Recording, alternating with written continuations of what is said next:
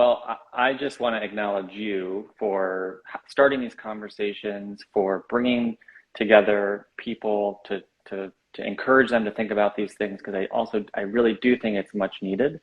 And I think in talking with you, it's very clear that all these people are so grateful to have a trusted space in you to talk to and to reflect and to digest what's going on for them. And I just love the place that you're creating your business from, a lot of commitment to service and helping others. And it's a great example that you're setting. So thank you. Well, it's that's very, very nice of you to say, Christopher. It was very, very sweet and thoughtful and kind and generous.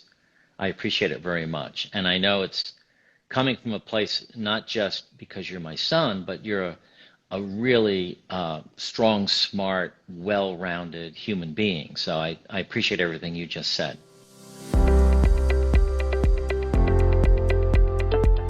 Here he is. Hey, Christopher. What's up, Dad? How are you? I'm well. How are you? Good. This is exciting.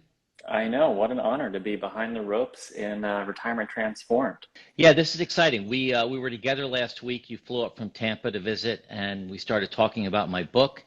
And I was sharing with you some of the topics, some of the chapters, gratitude, empathy, self-care, and forgiveness. And we came up with this idea to speak today at 4 o'clock on forgiveness. So here we are. Let's do it. Let's do it. Maybe let everyone know a little bit about yourself besides the fact that you're my son. Yeah, well, other than the fact that I'm your favorite youngest son, I'm a leadership and executive coach. I work mostly with small and medium-sized tech companies. So I do one-on-one leadership coaching, team coaching. I do corporate workshops. I'm also the founder of a community called Queer HR, which is an online group of LGBTQ plus and allied leaders in the people in HR space. And I'm just really passionate about building and developing inclusive, compassionate, people-first cultures and leaders. That's awesome. I'm so proud of everything that you're doing. And for those of you that don't know much about Christopher, you can find him on LinkedIn for sure. That's probably the best place to find him, Christopher Rollins. Yeah. But forgiveness. So I found a definition that I thought might help start the conversation because you and I are pretty similar on our position on forgiveness, but not everybody is. Some people have a tough time forgiving others for things that they've been wronged by. So that's really what I want to dig into today. So this definition that psychologists use it says, forgiveness is a conscious, deliberate decision to release feelings of resentment or vengeance towards a person or a group of persons who have wronged you. Mm. But it goes on to say, you have to give this forgiveness, or you give this forgiveness regardless of whether they actually deserve your forgiveness or not. Mm. So it's a very powerful tool, attribute, that you have in your arsenal as a human being to go through life. Yeah. I don't know what your thoughts. I was just curious, like if you agree with that definition, or if there's anything you might add to it, or does that kind of resonate with you? Are you coaching me now?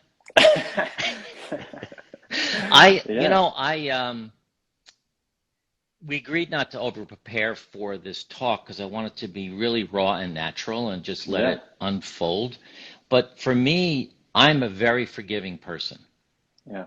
I hadn't really thought about the definition before, but I am the type of person that forgives people in advance. I mean, I have forgiveness tickets I hand out all day long. And we talked about this the other day. I do this because it's just an easier way for me to go through life. Yeah. I don't know about you. Yeah, I mean, I'm pretty much the same. I'm pretty easy and quick to forgive. I think that's sort of my default. And I think the more that we talked about it, it became clear to me that I guess for me, it feels easier to forgive, right? It's just easier to just move on and not deal with all the stuff that you have to when there's tension or discomfort or disagreement with someone. And I just hate carrying that energy around with me.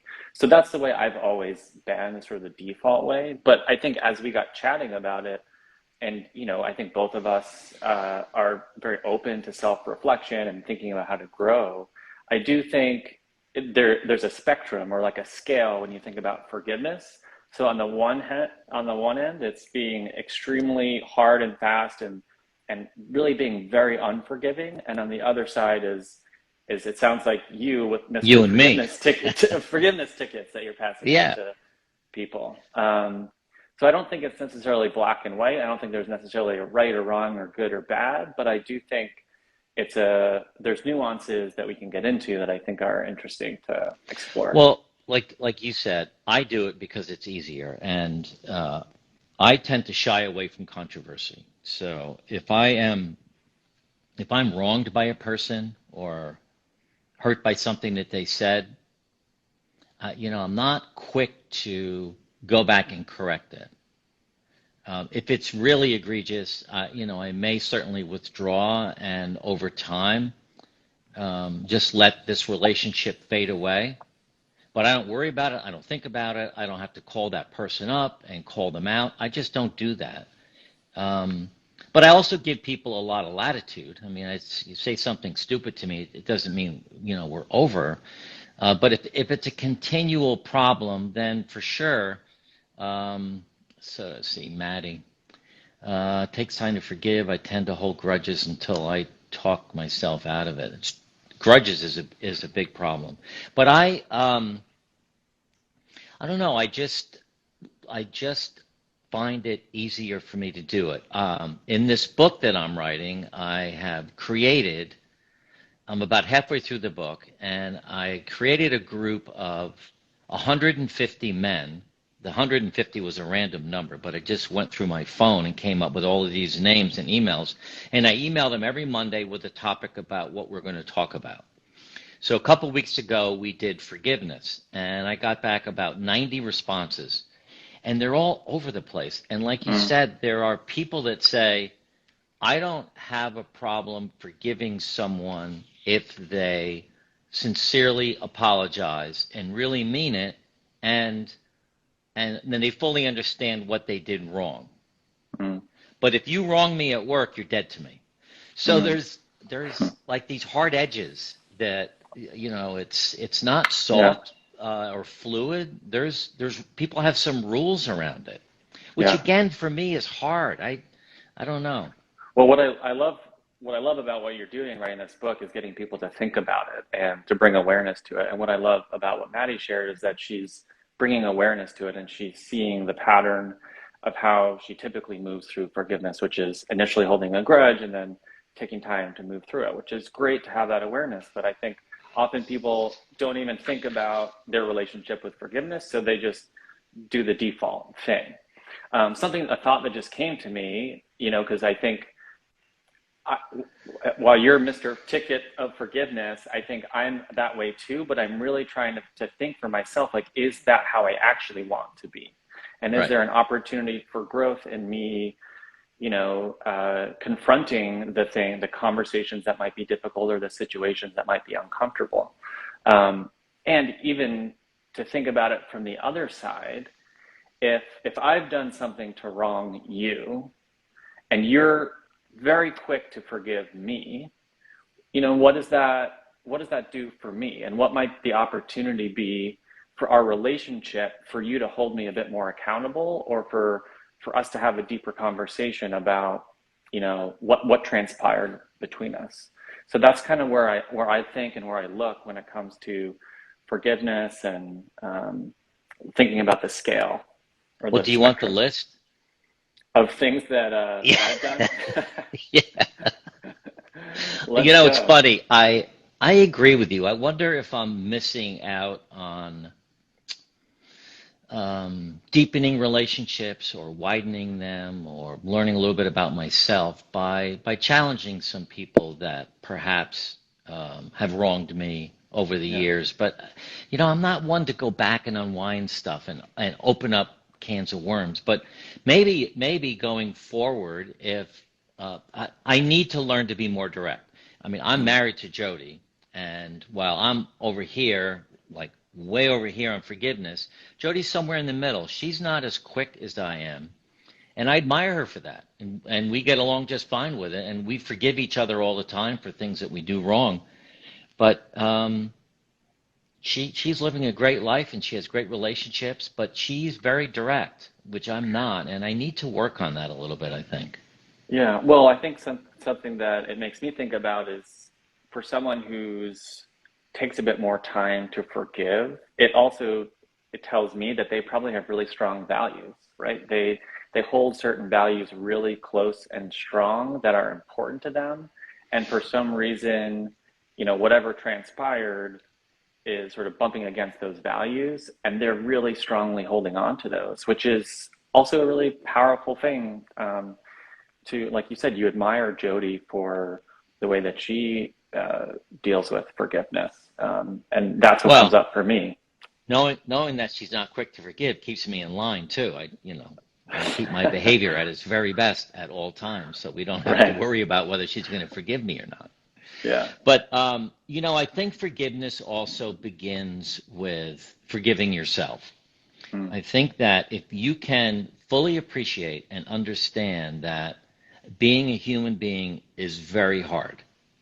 I mean, I wouldn't say there's nothing easy about it, but it's hard being a human being because you have feelings, you have emotions, you have to, feed yourself all day long, you have to sleep, you have to exercise. There's a lot to it. You don't just wake up and hang around. But we make mistakes. We're perfectly imperfect. Mm. And we have to be able to forgive ourselves for our wrongs, our previous wrongs, for our deviations from, straight and narrow. And if you can do that, that's a good place to start, because if you're really hanging on to some regrets or grudges with yourself, you're going to have a hard time forgiving other people.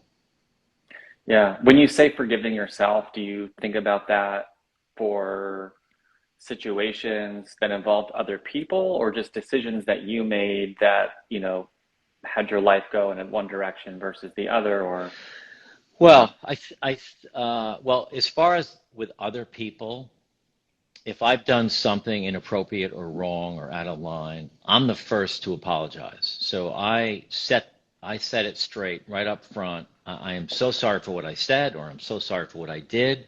It was wrong. I imagine it hurt you. So to go through the whole apology thing is important for me to fix it as quickly as possible.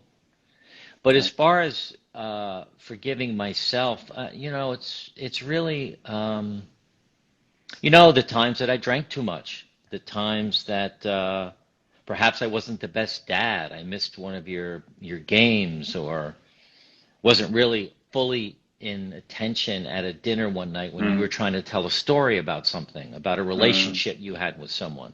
Mm. So I forgive myself for those moments in my life and their lapses. And Mm. I try now at 65 years old to be better at all of that, just to try to be the best dad I can be. Yeah.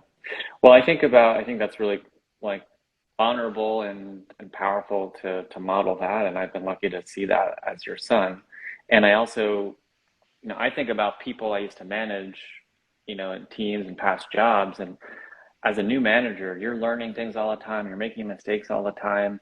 And as I've gotten into this career, I reflect back and say, gosh, I handled those things really poorly. I made some mistakes, and there were some that were just really kind of hanging on for me. And so I actually reached out to those people directly and said, hey, this has just been on my mind, and I thought I just wanted to share with you. And I'm not asking for anything or looking for anything, but here's where I think I went wrong, and I'm sorry for that. And opened up really powerful conversations and deeper connection. And I think that's the opportunity that is presented when you think about actually, having that conversation. If you're holding on to a grudge with someone, I think if you're holding a grudge, it's holding you back most likely in some part Yeah. of your life.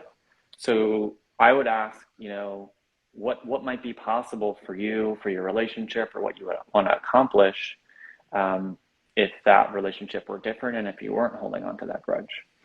There's one of the men that responded to the questionnaire, and I don't want to give a lot away because it's going to be in the book, but I'll share this one because it really hit me in the gut. He said to me that for his first 20 years, he was married and divorced and remarried and divorced his wife twice in the first 20 years. Then he entered into a failed marriage. Then he remarried his original wife, and they've been together for 20 years. He's 74 years old, and he said that they are in the best place they've ever been in their entire relationship. Mm. And he said it's all due to them sitting down and really having honest and open forgiveness on everything that they've done in the past. Mm. And I read that and I thought, how on earth can you do that? But he did, and he's just better than he's ever been. Isn't that Yeah. amazing? Yeah. I mean, it also just shows how powerful it is to have open, honest, vulnerable conversations. And it's the scariest thing to do in relationships sometimes, even Yeah. with the person that you love the most. But being vulnerable is hard, you know, um, those fearful, scary conversations where, you know, as someone who maybe didn't like the way that something was handled, you know, saying something about it, asking for something different and moving through that. You know, in retirement, so I'm in Hmm. retirement, but really didn't retire because we have this uh, business. But I, I have more time. I'm more mature. I mean, if I known what I know now when I was your age, I can't even imagine the success I would have. But the maturity that I have and the not just forgiveness but gratitude and all of that has allowed me to really think more about forgiveness and to, like you just said, is it really good for me to have a pocket full of tickets just to hand it out quickly?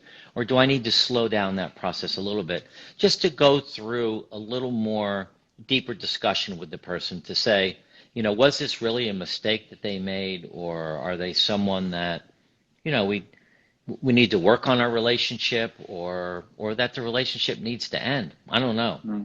But I like the idea of maybe dialing back a little bit just for the purpose of learning more about myself and some of the people in my community. But at your age in business and as a business coach, how do you see? Do you talk much about forgiveness with some of your clients? Is it a thing? Yeah, I mean, think about a bunch of leaders and people and teams holding grudges against each other. You're never going to get anything done, and that's not going to be a really effective way to build culture, to build alignment, to build momentum. So, I mean, there's emotion in everything that we do. We're such complex human beings. So, manager, direct report relationships, peer relationships, forgiveness is a huge part of it. One of my clients is the head of HR, and she was really upset about the way that their CEO handled a termination that they moved forward with, and you know she wanted to give feedback to that CEO about that situation, and she was coming into it with a lot of the emotion and sort of like vengeance energy.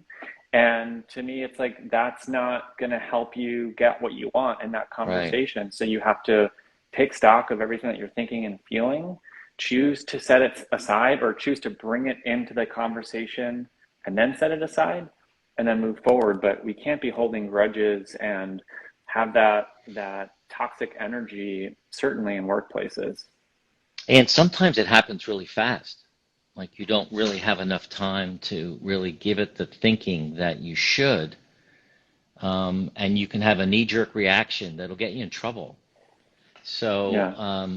yeah, I do think it's one of those things in life that if you feel like well, I think if you're struggling with it, you need to think about it. I truly believe that going through life and not carrying grudges and being able to forgive people lightens the load. I mean, it is to have this, and if you can't forgive someone and you haven't forgotten about it, because you can't forget about it unless you truly, truly forgive it and let it go. That that story, that idea, that pain will rattle around in your head and it rears itself once in a while. And then you have to go through the whole process again of should I or shouldn't I? I just think it's easier to do it, and it doesn't mean, it also, forgiveness doesn't mean that you have to reconcile. It doesn't mean that you have to ever be with that person again, Mm-hmm. but it gives you the freedom to let it go and to let them, you don't even have to tell them you forgive them. Mm. But the power of doing that and getting it out of your mind and out of your soul, I think is really beneficial to a healthier lifestyle. Yeah. So I guess what I take from that is like forgiveness that you've processed on your own, forgiveness then and sharing that with the person. So that's like sort of step two. And then step three is like what might be beyond that and what might be possible for that relationship based on what you want. And you may not want anything more other than to forgive, and that's okay. Well, I don't always tell the person I forgive them.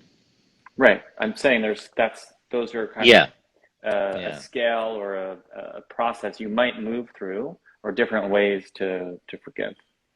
Well, it's funny, as I'm writing the book and I'm reflecting on forgiveness and I'm getting these other reflections back, it has opened up inside of me some, oh, I guess I could call it a wound or a memory of people who I've forgiven, but I never told them.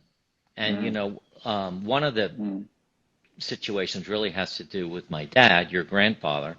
He, well, he was kind of a heavy drinker, and that was his thing. But we tried intervention a couple times, and it never got off the ground because mm, I couldn't get his five closest friends and some of his siblings to come to the house to go through an organized intervention to get my dad to stop drinking. mm, So we never did the intervention twice. And he died because of alcoholism. So I don't hold a grudge against those people. They just loved him so much, they didn't want to sit in front of him and tell him to give him the tough talk. mm, But that's wrong. That was wrong on their part. And it's a shame. So we should, think about things like that too. Like maybe I should have been more direct with them and talked to them afterwards. I don't know, but mm, mm. Yeah, um, well, I think it's good to reflect on those moments and see what we learn from it and how we might handle things yeah, differently next time. I know having those confrontational conversations is not easy for me, and I know that it's something that I coach a lot of my clients on, and I also kind of need to be the leader that I expect others to be also, and so that's why I have my own coach to push me to do these things that I yeah, don't always feel comfortable and to help me reflect about how I want to be. yeah.